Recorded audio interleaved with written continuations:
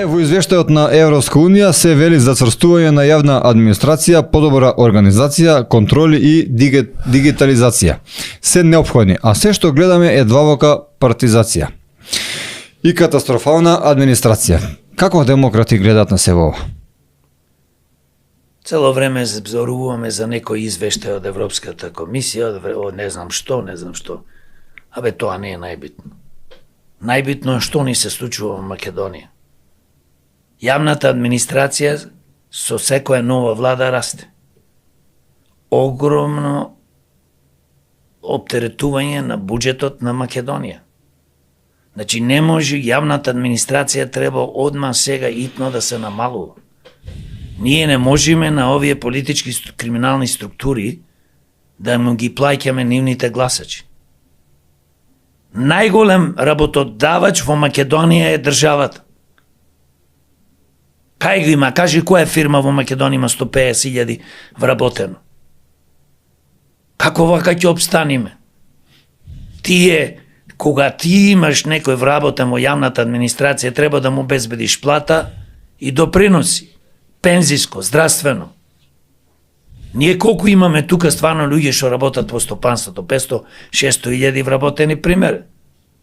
Или помалце. Имаме 330.000 пензионери, како тие утре луѓе ќе добиваат пензија. Па како оди понатаму ние знаеме дека ќе банкнотира тој фонд за пензиско. Здравствениот фонд ќе банкнотира и тие се банкнотирани. Само овие лажат, земаат кредити и ја покриваат дупката од кредитите, од буџетот. Имаме буџет 6 милиарди евра, пример се изгласува и се вложува 200, 300, 400, 500 милиони за да се пополни, за да можат да се исплатат пензионерите. Ги лажат пензионерите со 2000, 3000, 5000 покачување. Значи, ние нема што да дискутираме, мене преку глава ми и тие европски извештаи. Вака било, така било.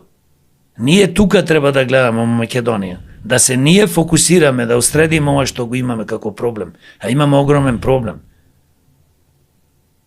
Не можеме ние да дозволиме да имаме 150.000 луѓе вработено, плюс ако нема уште 50.000 луѓе кои што се на договор на дело. Зошто? Затоа што си креираат тие гласачка машинерија. Така да веруваме ова Европска заедница, Европска унија, Европска комисија и не знам што. Тоа е све во ред од тие што кажуваат, но јас гледам како човек кој што 7 години се бори против ова зло.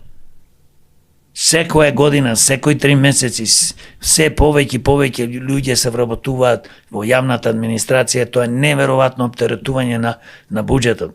Наместо парите, пак ќе кажам, наместо да се намала 50, 60, 70%, денес имаме врвна технологија. Колку ти треба во една канцеларија? 30 души.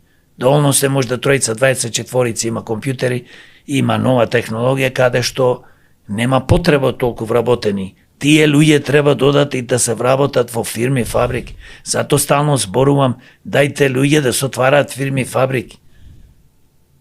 Не можеме ние 30 и нешто години една хидроцентрала или една централа немаме за електрична енергија, а купуваме, увезуваме струја. Зошто? Да се богатат трговците. И за да можат политичките криминални структури да земаат доста пари од нив и се разбира да не зборувам и други бенефиции што имаат трговците со примереве со електрична енергија.